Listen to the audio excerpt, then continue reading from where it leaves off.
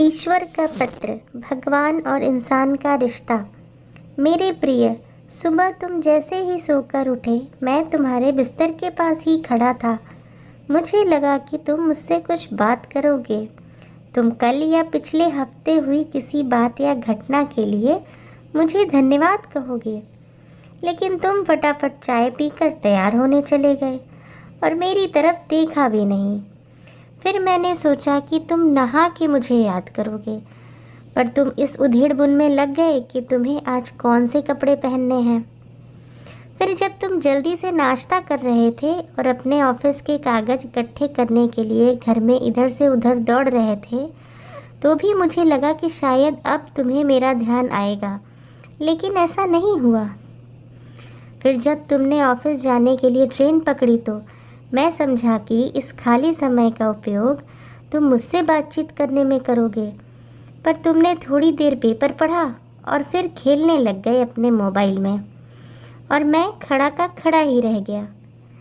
मैं तुम्हें बताना चाहता था कि दिन का कुछ हिस्सा मेरे साथ बिता कर तो देखो, तुम्हारे काम और भी अच्छी तरह से होने लगेंगे, लेकिन तुमने मुझसे बात ही नहीं की।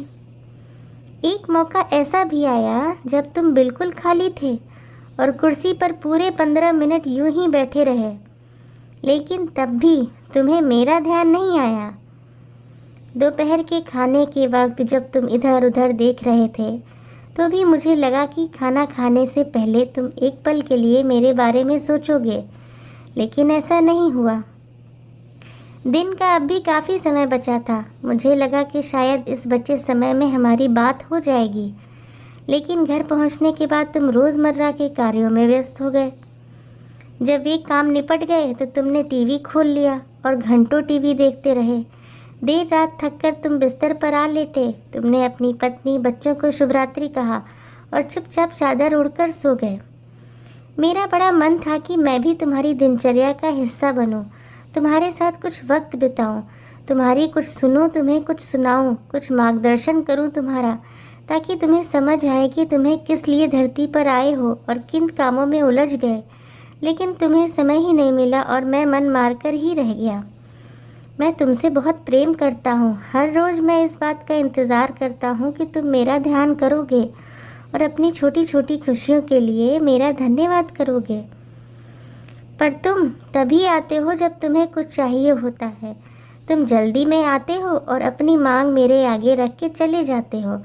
और मज़े की बात तो यह है कि इस प्रक्रिया में भी तुम्हारा ध्यान मेरी तरफ नहीं, तुम्हारा ध्यान उस समय भी लोगों की तरफ ही लगा रहता है और मैं इंतज़ार ही करता रहता हूँ।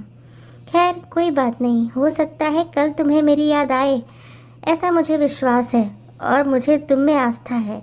आखिर मेरा दूसरा नाम आस्था और विश्वास ही तो है। तुम्हारा ईश्वर। दोस्तों, बड़ा ही सुंदर पत्र है ये। बस 5 मिनट उस ईश्वर को भी दो जिसने हम सब को ये जीवन दिया है।